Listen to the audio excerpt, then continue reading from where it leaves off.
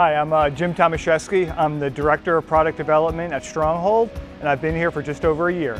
Product development, product management, it's basically taking the voice of the customer, the wants and the needs and the desires of the customer, and translating that into the voice of a product so that manufacturing and engineering can design it and build it.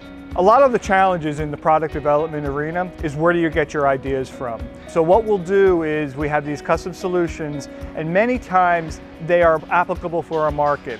So we'll take a solution that we quoted on a custom basis, and we take a look at that in product development and say, wait a minute, this product actually has some legs to be a commercially available product.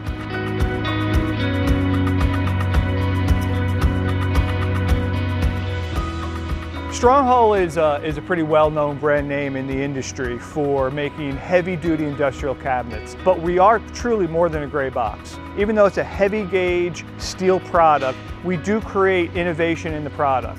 We have innovation with our hinge design, with the security of our cabinets. We're looking at the new products. We're looking at new things on the future to bring new storage solutions to you and your customers.